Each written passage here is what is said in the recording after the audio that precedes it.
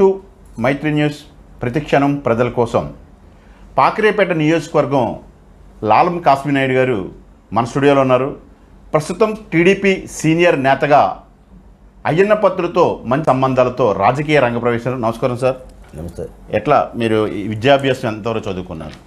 నేను BCom LLB చేశాను.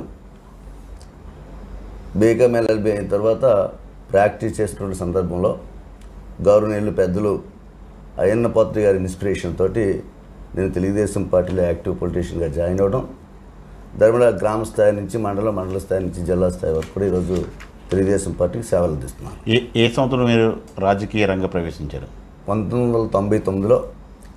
ఆ రోజు వరకు కూడా మా గ్రామంలోని తెలుగుదేశం పార్టీకి పెద్దగా ఉన్నటువంటి కుటుంబాల్లో సర్పంచ్గా ఉన్నటువంటి వెంకయ్యనాయుడు గారు కానీ, ఆ రోజు పార్టీ అధ్యక్షుడు ఉన్నటువంటి రమణ గారు కానీ అకాల మరణంతో ఆ రోజు నేను ఫైనల్ ఇయర్ చదువుతున్నటువంటి సందర్భంలో గ్రామ పెద్దలందరూ కూడా ఒత్తిడితోటి రాజకీయ ప్రవేశం చేయాల్సి వచ్చింది. నియోజకవర్గం పాకిరేపేట అయినప్పటికీ మీకు స్వచ్ఛంద సంబంధాలు అయ్యన్న పాత్రుడు నియోజకవర్గం అప్పుడు ఫోకస్ పెట్టారు. విభజన జరగకముందు అప్పుడు మీతో ఎలాంటి రిలేషన్షిప్ ఉంది, ఇప్పుడు జరిగాక ఎలాంటి రిలేషన్షిప్? అది మొదటి నుంచి కూడా మా తాతయ్య గారు కానీ మా తండ్రులు కానీ రాజకీయంగా ఇంట్రెస్ట్ అయినప్పటికీ కూడా లచ్చాపాత్రి గారితో ప్రయాణం చేశారు. మా మామయ్యలు కానీ మా నాన్నగారు కానీ మా తాతయ్య గారు కానీ. తదుపరి అయ్యన్న పాత్రుడు గారు 83 నుంచి వచ్చినప్పుడు కూడా ఈ నియోజకవర్గం అయ్యన్న పాత్రుడు గారు ఉన్నప్పుడు మా family entire family Telugu Desam party Ayyanna గారితో ఉండటం, అందులో నాకు కూడా నాకు రోల్ మోడల్. అందువల్ల ఆయనతోటి నేను ప్రయాణం చేయడానికి మొదటి నుంచి ఆది నుంచి కూడా నేను సంసిద్ధంగా ఉన్నా. అందుగురించి ఆయన ఇన్స్పిరేషన్ తోటే ఆయన తాలూకా ప్రేరణతో తెలుగుదేశం పార్టీలో రావడం జరిగింది. పాకిరేపేట నియోజకవర్గంలో అనితకు మీకు మళ్ళీ రిలేషన్షిప్ ఎట్లా బాగుంది? ఎప్పుడు రిలేషన్షిప్ 2014లో ఆ అమ్మాయిని ఎంటర్టైన్ చేసింది మేము. తెలుగుదేశం పార్టీలు ఇన్ఛార్జ్ ఇవ్వడానికి ఆ రోజు పూర్తి సహకారాలు మేము ఇచ్చాం. అందులో ధర్మగానే 2014 నుంచి 2019 వరకు బ్రహ్మాండ అభివృద్ధి బాటలు నడిపించామంటే అనిత గారికి నాకున్న బాండింగ్ కారణం. నియోజకవర్గంలో గత టీడీపీ గవర్నమెంట్లో మీ బ్రిడ్జి వంతెన శాంక్షన్ చేశారు. ఇప్పటి వరకు దాన్ని పూర్తి చేయలేని దశలో ఉంది. అసలు ఇట్లా ఏ సమస్యలు దాని మీద ఉన్నాయి? ముఖ్యంగా మనందరం కూడా రాష్ట్రం అంతా చూస్తున్నాం. ఈ జగన్మోహన్ రెడ్డి వచ్చిన తర్వాత విధ్వంసాలు, మానభంగాలు, హత్యలు, దోపిడీలు తప్ప అభివృద్ధి ఎక్కడ కనిపిస్తుందా? కనిపించట్లా. ఈరోజు తెలుగుదేశం పార్టీ హయాంలో ఆ రోజు ఉన్నటువంటి అయ్యన్న పాత్రుడు గారి సహకారంతో సుమారు 5.5 కోట్ల రూపాయలు జల్లూరు బ్రిడ్జికి కేటాయించాం. 5.5 కోట్లు పూర్తయిపోయింది. ఈరోజు యాక్సెసిబిలిటీకి సుమారు 80 లక్షల నుంచి కోటి రూపాయలు ఖర్చు పెట్టాలి. ఈ 5 సంవత్సరాల కాలంలో కానీ అటుపక్క నర్సీపట్నం ఎమ్మెల్యే కూడా మా ప్రాంతీయుడే, పక్కన బాపిరాజు కొత్తపల్లి, ఆయన కానీ ఇక్కడ ఉన్నటువంటి ఎమ్మెల్యే బాబురావు కానీ కనీసం పట్టించుకోకుండా ఎంతో ఇంపార్టెంట్ అంటే 2 నియోజకవర్గాలు ప్రధాన రహదారి మీద ఉన్నటువంటి బ్రిడ్జిని వారు కనీసం పట్టించుకోకుండా నిర్వీర్యం చేసిన పరిస్థితి. ఈరోజు రేపు తెలుగుదేశం పార్టీ అధికారం వచ్చిన తర్వాత మననే అయ్యన్న పాత్రుడు గారు అంతి గారి నాయకత్వంలో అక్కడ ధర్నా కార్యక్రమం చేపట్టాం. రేపు తెలుగుదేశం పార్టీ అధికారం వచ్చిన తర్వాత పూర్తవుతుంది తప్ప ఈ వైఎస్ పరిపాలనలోనే ఎప్పుడు కూడా ఏ అభివృద్ధి జరగలేదని చెప్పి ఈ సందర్భంగా మీకు తెలియజేస్తున్నాను. కాంగ్రెస్ పార్టీ రాజులను ఎదిరించారు. రాజకీయాల్లో చిన్న వయసులోనే మీరు పెద్దవారితో ఎదుర్కొన్నారు. అప్పటి రాజులతో మీరు ఎలాంటి ఫైట్ చేశారు? వాస్తవంగా తంగేడు రాజులు అంటే మీ అందరికీ తెలుసు. మన ఈ ప్రాంతంలో కూడా ఒకనొకప్పుడు 40 సంవత్సరాల సుదీర్ఘ రాజకీయ చరిత్ర. అయితే మనం ధర్మంగా ఆ రోజునటువంటి కాంగ్రెస్ పరిపాలన మేము ధర్మంగా వెళ్ళాం. ఒకప్పుడు మండల పరిషత్ ఆఫీసులోకి వెళ్ళాలంటే భయభ్రాంతులు గురయ్యేవారు తెలుగుదేశం పార్టీ నుంచి. నేను ఒక విద్యావంతుడిని, నేను చదువుకున్నాను, నాకు చట్టం గురించి తెలుసు, నాకున్న రైట్ ఏదైతే ఉందో అధికారులు నిలదీసేవాడిని. తద్వారా నేను వాళ్ళు ఏ విషయానికైనా అధికారులను నేను అడగటం కానీ, అధికారులను మందలించడం కానీ, అధికారులని వాళ్ళని నా తాలూకా హక్కుని అడిగి పనిని సాధించుకునేవాడిని.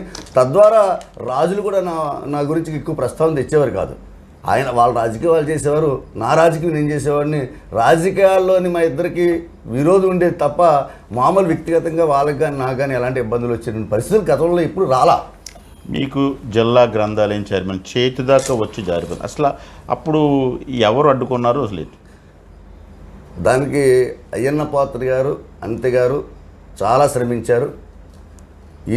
ఈ విశాఖపట్నం జిల్లాలో ఉన్నటువంటి సుమారు 12 మంది ఎమ్మెల్యేలు, ఎమ్మెల్సీలు, ఎంపీ గారు కానీ అందరూ సహకరించినప్పటికీ కూడా ఆ రోజు ఉన్నటువంటి రైవల్టీ గంటయ్య గారు దాని కన్సల్ట్ మినిస్టర్ అవటం, కన్సల్ట్ మినిస్టర్ ఆయనకి మరి ఇక్కడ ఉన్నటువంటి గురుగారు అయ్యన్న పాత్ర గారికి కొద్దిగా అప్పుడు ఉన్నటువంటి రైవల్టీ పరిస్థితుల్లో నేను చేజారిపోయిందని భావిస్తున్నాను.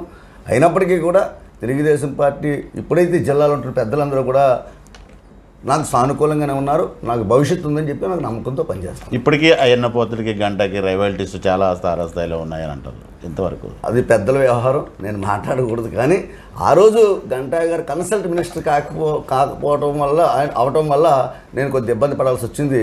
ఎడ్యుకేషన్ మినిస్టర్ ఆయన కాకపోతే తప్పనిసరిగా నాకు చైర్మన్ వచ్చేది. ఎన్నికలు దగ్గరికి వస్తున్నాయి, గ్యారంటీగా తెలుగుదేశం ప్రభుత్వం వస్తుందని ధీమా వ్యక్తం చేస్తున్నారా? తప్పనిసరిగా తెలుగుదేశం ప్రభుత్వం వస్తుంది. ఎందుకంటే ఈ రాష్ట్రంలో ఒక అరాచక పరిపాలన కొనసాగుతుంది. ఈరోజు పంచాయతీలు మీరు చూడండి, నిర్వీర్యమైనటువంటి పరిస్థితి. ఈరోజు ఎక్కడ కూడా పారిశుధ్యం లేదు, వీధి లైట్లు లేవు, కనీసం బ్లీచింగ్ జల్లే దౌర్భాగ్య పరిస్థితి ఈరోజు సర్పంచుల దగ్గర లేదు.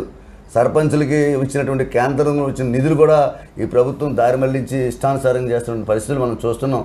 గ్రామాల్లోని పరిస్థితులే కాకుండా ఈరోజు నిత్యావసర వస్తువులు ప్రతి ఒక్క సామాన్యుడు కూడా అందుబాటులో లేని పరిస్థితి ఉంది.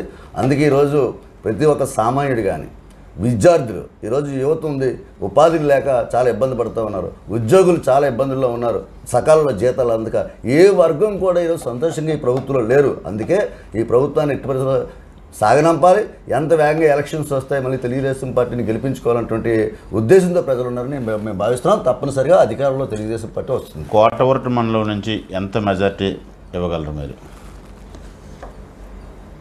కోటవట్లతో పాటు మాకు 4 మండలాలు ప్రధానంగా పైకరాపేటలో ఉన్నాయి. 4 మండలాల్లో కూడా నేను కోటవట్ల మండలానికి సంబంధించిన వ్యక్తిని కాదు, నేను ఒక జిల్లా ప్రధాన కార్యదర్శిగా ఉన్నాను. 4 మండలాల నుంచి సుమారుగా 20-25 మెజార్టీతో అనిత గారిని గెలిపించాలన్నటువంటి ఒక ప్లాన్తో మేము ఇప్పుడు కొనసాగుతున్నాం. ఆ ప్లాన్ ప్రకారంగా మేము పనిచేస్తున్నాం. తప్పనిసరిగా అనిత గారు 25,000 ఓట్లతో గెలుస్తారు. మళ్ళీ తెలుగుదేశం పార్టీలో భాగస్వామిగా ఆమె ఉన్నత స్థాయిలో ఉంటారని చెప్పి మేము భావిస్తున్నాం. కాశీనాడు అంటే తెలుగుదేశం పాకరేపేట నియోజకవర్గంలో బ్రాండ్ అసలు ఎట్లా సంపాదించారు? నా నిజాయితీ, తెలుగుదేశం పార్టీ అయ్యన్న పాత్రి గారికి శిష్యుడిగా ఉన్నా. అయ్యన్న పాత్రి గారు ఎంత నిజాయితీగా ఉంటారో నేను అంతే నిజాయితీగా ఉంటాను. ఆయన నాకు స్ఫూర్తి చిన్నప్పటి నుంచి. ఆయన ఏ విధంగా నిజాయితీగా నిక్కార్సిగా ఈరోజు తెలుగుదేశం పార్టీ రాష్ట్రంలో ఏ విధంగా కొనసాగుతున్నారో ఆ విధంగానే ఈ నియోజకవర్గ పరిధిలో కానీ ఈ జిల్లా పరిధిలో కానీ అంతే నిజాయితీగా ఉంటాను. విలువలతో కూడిన రాజకీయాలు చేయడమే నా జైలు. ఈసారైనా జిల్లా పదవి దక్కుతుందంటారా? పార్టీ ఇష్టం.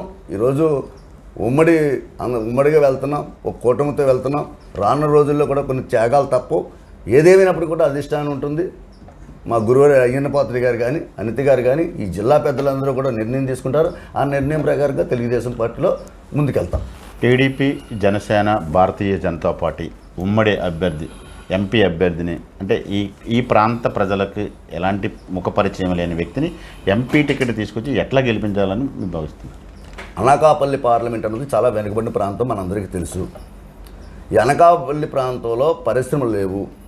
ఉన్నటువంటి పరిశ్రమలు గత ఎస్సీజెడ్ అచ్యుతాపురంలో కానీ ఈరోజు నక్కపల్లి మండలంలో కానీ ఎక్విషన్ చేసినప్పటికీ కూడా ఈరోజు వేలాది ఎకరాలు ఖాళీగా ఉన్నటువంటి పరిస్థితులు ఈరోజు ఉన్నాయి. ఎందుకు ఉన్నాయంటే గత 5 సంవత్సరాల కాలంలో ఈ వైఎస్ఆర్ ప్రభుత్వంలో ఒక్క పరిశ్రమ కూడా రాలా. ఇలాంటి సీఎం రమేష్ లాంటి పారిశ్రామికవేత్త మన ఎంపీగా అయితే ఆయనకి కేంద్రంలో ఉన్నటువంటి లైజనింగ్ కూడా బ్రహ్మాండ లైజన్ ఉంది. ఈరోజు మంచి పరిశ్రమలు తీసుకొస్తాడు, ఇక్కడ యువతకి ఉపాధి అవకాశాలు కల్పిస్తాడు. తప్పనిసరిగా అలాంటి వ్యక్తి వస్తే మనం వెనుకబడిన ప్రాంతం కొద్ది అభివృద్ధి చెందుతుందని ఆశ ఉంది. అదే మేము ప్రజలకు తెలియజేస్తున్నాం. తప్పనిసరిగా అలాంటి వ్యక్తి ఎంపీగా అయితే మన అనకాపల్లి పార్లమెంటు తాలూకా ముఖచిత్రం మారుతుందని చెప్పి ప్రజలకు మేము వివరిస్తున్నాం. గతంలో పారిశ్రామిక మంత్రి గుడివాడ అమర్నాథ్ ఈ విశాఖ జిల్లా వాస్తవ్యండి పరిశ్రమలు ఒక్క పరిశ్రమ కూడా తేలేదు. రేపు సీఎం రమేష్ వస్తే ఏ పరిశ్రమలు తెచ్చే అవకాశం ఎంతవరకు ఉంది? తెస్తే ఇక్కడ వెనుకబడిన పాకరేపేట నియోజకవర్గానికి మీరు ప్రత్యేకమైన దృష్టి సారించగలరా? తప్పనిసరిగా సాధిస్తాం. మీరు ఇందాక అమర్నాథ్ గురించి మాట్లాడారు. అమర్నాథ్ ఎప్పుడూ కూడా యువకుడు బ్రహ్మాండంగా పనిచేస్తారని చెప్పి అందరూ ఆశించాం. ఈ ప్రాంతీయుడు ఈ ప్రాంతానికి న్యాయం చేస్తారని చెప్పి అందరూ ఒక ఆలోచనలో ఉన్నాం. కానీ అమర్నాథ్ వచ్చిన తర్వాత అతను స్వప్రయోజనాల కోసం అతను అడ్డగోలుగా అనకాపల్లి భూముల్ని కానీ అనకాపల్లి గ్రావెల్స్ కొండలు కానీ దోచుకోవడం గురించే ఈ 5 సంవత్సరాలు పనిచేశాడు కానీ ప్రజల గురించి ఏనాడు పనిచేయరా. అతను జిల్లా మంత్రి అనకాపల్లికి ఏం చేయరా, పక్కన నర్సీపట్నం పైకిరపాటికి ఏం చేస్తారని మీరు ఆశిస్తున్నారు?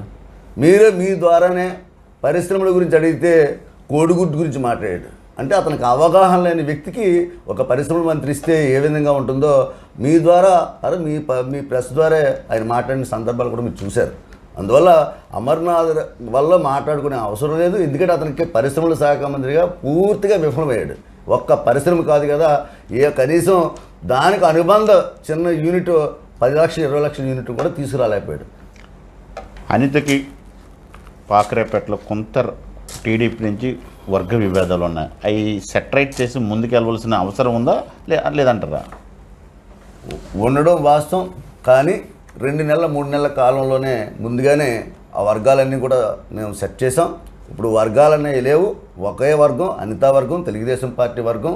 ఇప్పుడు ఉన్నటువంటి విభేదాలన్నీ కూడా పక్కన పెట్టి అందరూ కూడా కలిసికట్టుగా పనిచేస్తున్నాం. రేపు ఆమె గెలిపే మీకు జయంగా పనిచేస్తున్నాం. ఎందుకంటే మాకు భవిష్యత్తున్న నాయకురాలు, ఒక రాష్ట్ర స్థాయిలో పేరున్నటువంటి నాయకురాలు. అలాంటి నాయకురాలను గెలిపించుకుంటే ఆమె భవిష్యత్తుతో పాటు మా నియోజకవర్గ నాయకత్వం, నియోజకవర్గం మొత్తం అందరికీ కూడా భవిష్యత్తు ఉంటుందని చెప్పి మేము భావించే ముందుకెళ్తున్నాం. రేపు గెలిపే జయంగా అందరం కలిసికట్టుగా. జనసేన మీతో కలిసి నడ్డానికి కొంత విభేదాలు పడ్డారు కదా, ఇప్పుడు జనసేన మీతో ఉమ్మడిగా ఉన్నదా లేదా?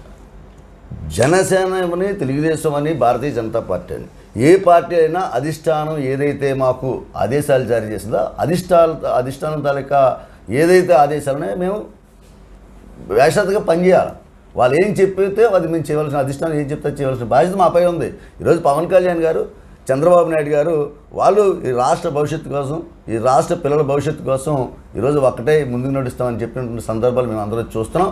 అందుకే వాళ్ళు ఏదైతే చెప్పారో జగన్మోహన్ రెడ్డి ప్రభుత్వాన్ని కూల్చడానికి, జగన్మోహన్ రెడ్డి ప్రభుత్వాన్ని దించడానికి వాళ్ళిద్దరూ ఏకంగా ఏ విధంగా ముందుకు నడుస్తున్నారో మేము గ్రామ స్థాయిలో కానీ, మండల స్థాయిలో కానీ, నియోజకవర్గ స్థాయిలో కానీ జనసేన, తెలుగుదేశం పార్టీ, భారతీయ జనతా పార్టీ అందరూ కలిసికట్టుగా ఓ టీం వర్క్ అయి పనిచేస్తున్నాం. తప్పనిసరిగా మేము ముందుకెళ్తాం.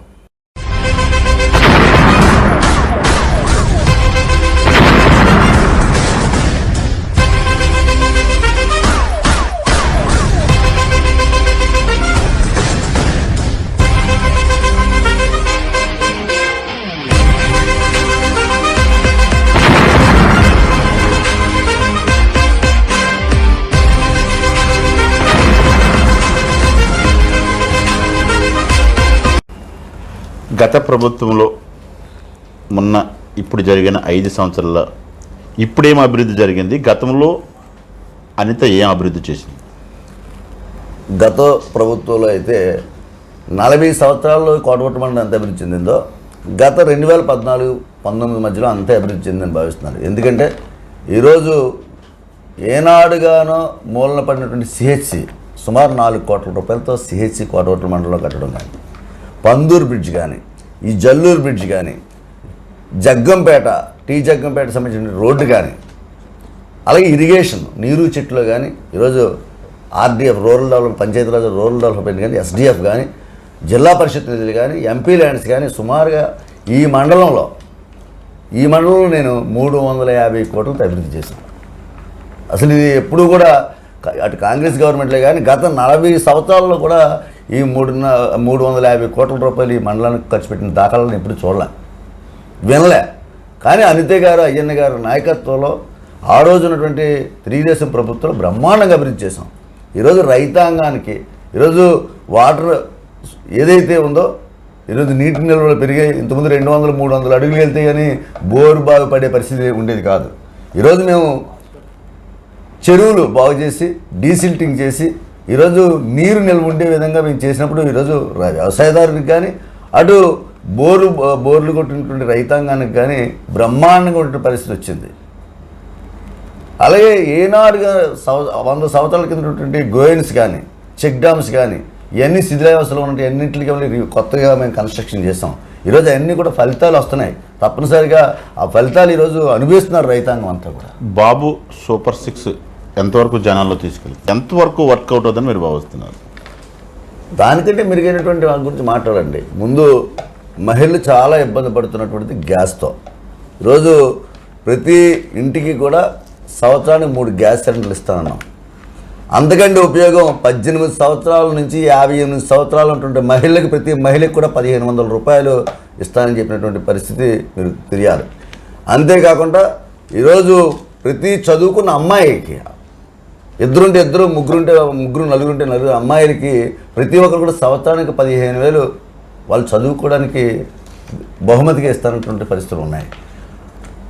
బస్సు ప్రయాణం ఎలాగా వాళ్ళందరూ కూడా ఇతర రాష్ట్రాల్లో చూస్తున్నారు. మహిళలు ఎంత చైతన్యంగా బస్సులు ఆర్టీసీని వాడుకుంటున్నారు మరి మీరు చూస్తున్నారు. రేపు రానుంటున్న ఆంధ్రప్రదేశ్లో కూడా ముఖ్యంగా మహిళలందరూ కూడా పెద్ద ఎత్తున మా తాలూకా తెలుగుదేశం పార్టీ ఏదైతే హామీ ఇచ్చిందో ఆర్టీసీ బస్సుని పూర్తి స్థాయిలో వాడుకుంటారు. సంక్షేమం చేయడం వల్లే రాష్ట్రం అభివృద్ధి చెందలేదు. మళ్ళీ సేమ్ మీరు కూడా సంక్షేమం ఎక్కడి నుంచి డబ్బులు తెచ్చి ట్రాన్స్లేషన్ చేస్తారు? అసలే ఇప్పుడు అభివృద్ధి కాలేదు అంటే ఈ సంక్షేమ పథకాలని మీరే వైసీపీని దువ్వారు, మీరు ఎలా తేగలుగుతారు? అసలు వాస్తవంగా సంక్షేమం చేస్తే అందరూ సంతోషించేవాడు.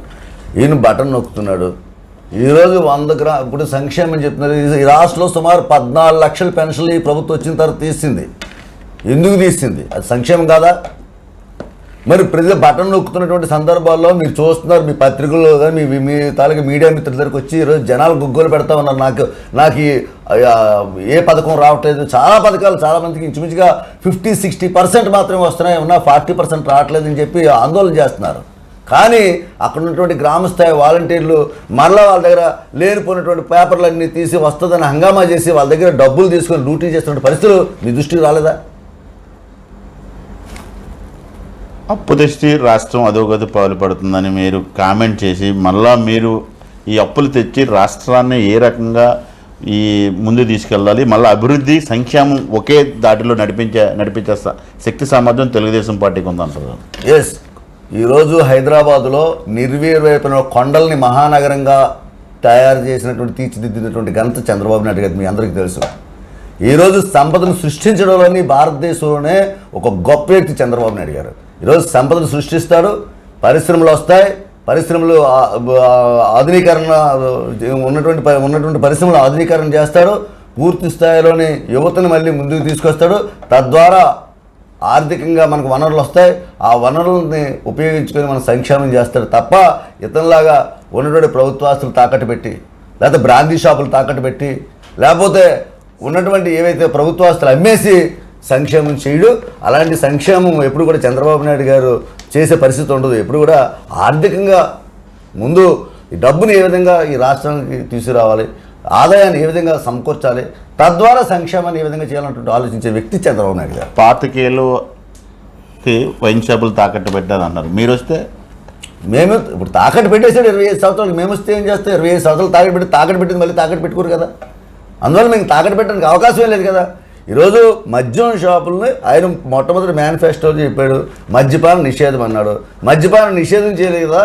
ఈరోజు చాలా చౌకైనటువంటి మద్యాన్ని నమ్మి ఈరోజు డిస్టిలరీస్ మొత్తం అతను కంట్రోల్లో పెట్టుకొని ఈరోజు రాష్ట్రాన్ని సర్వనాశనం చేసేసి నాసిరకం మందు అమ్మి ఆ తాలూకా డబ్బు ఈరోజు తాడేపల్లి ప్యాలెస్లోని వేసుకొని రేపు ఎలక్షన్ ఖర్చు పెట్టడానికి రెడీగా ఉన్నాడు ఆయన. మీరు వస్తే క్వాలిటీ మద్యాన్ని ధరలు తగ్గింపే ప్రయత్నం ఉంటుందంట. ఈరోజు మా నాయకులు చెప్పారు, మా నాయకులు గత ప్రభుత్వాల్లో ఏదైతే నాణ్యత కలిగినటువంటి మద్యాన్ని ఇచ్చారో అదే మద్యాన్ని ఇస్తారు, మళ్ళీ పాత బ్రాండ్లు చూస్తారని చెప్పి మా చంద్రబాబు నాయుడు గారు కానీ మా ముఖ్య నాయకులు కానీ అనేక సభల్లో చెప్తా ఉన్నారు. చివరగా పాకరేపేట నియోజకవర్గంలో అనిత మీ పుదస్కంధాలపై నడిపిస్తున్నారు కదా, ఎట్లా మీరు ఎంతవరకు మెజార్టీ తేగలరు ఏంటి? ఒక్క విషయం, పైకురావుపేటలో 4 మండలాలు ఉంటే ముఖ్య నాయకులందరూ కృషి. నేను బుద్ధస్కంధాలపై నేర్చుకోవడం అంటే జిల్లా ప్రధాన కార్యదర్శిగా నేను ఇనిషియేటివ్ తీసుకొని 4 మండలాల నాయకుల్ని కోఆర్డినేట్ చేసుకోవడం నా బాధ్యత. అలాగే ఈరోజు జనసేన కలిసింది, భారతీయ జనతా పార్టీ తనకి మిత్రులు కలిశారు. మేము ముగ్గురు కూడా ఒక కమిటీలు ఏర్పాటు చేసుకున్నాం. ఏ మండలం మండలం కమిటీలు ఏర్పాటు చేసుకున్నాం. ఆ కమిటీలు ఏ విధంగా వాళ్ళకి బాధ్యతలు ఏంటి, విధులు ఏంటి తెలియపరిచాం. అందరం కలిపి ఒక ఏకతాటిపై అనిత గారి నాయకత్వంలో మేము పనిచేస్తున్నాం. రేపు ఎలక్షన్కి వచ్చేసరికి 25,000 ఓట్లు దాటి మెజార్టీ ఇచ్చే బాధ్యత అందరూ తీసుకున్నాం. ముఖ్యంగా జనసేన మిత్రులు బుజ్జిగారు కానీ ఈరోజు బీజేపీ మిత్రులు కానీ చాలా సిద్ధంగా ఉన్నారు. అనిత గారిని గెలిపించాలి, తెలుగుదేశం పార్టీ నుంచి ఉమ్మడి అభ్యర్థిగా ఉన్నటువంటి అనితని గెలిపించి అటు పవన్ కళ్యాణ్ గారిని ఇటు చంద్రబాబు నాయుడు గారికి కానీ ఒక బహుమతిగా ఇవ్వాలన్నటువంటి కృతనిశ్చయంతో పనిచేస్తున్నాం. విద్యా రంగం నుంచి రాజకీయాలకు రావాలని లాలం కాశీనాయుడు పాకిరేపేట నియోజకవర్గంలో సుదీర్ఘ నేతగా టీడీపీ అయ్యన్న అండదండలతో నాయకుడిగా ఎదిగి ఈ నియోజకవర్గంలో 4 మండలాల్లో అత్యధిక మెజార్టీ జనసేన బీజేపీ ఉమ్మడి సమైక్యంతో వీళ్ళందరితో కలుపుకొని ముందుకు వెళ్ళి అనితను అత్యధిక మెజార్టీతో గెలిపిస్తానని ఆశాభావం వ్యక్తం చేస్తున్నారు. Okay, thank you sir.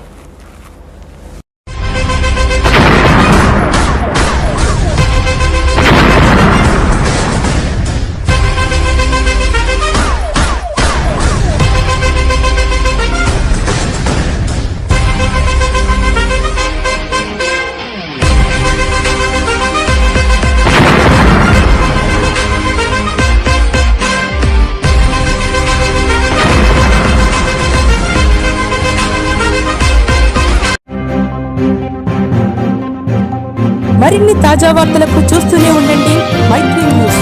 ప్రతి క్షణం ప్రజల కోసం. Please subscribe.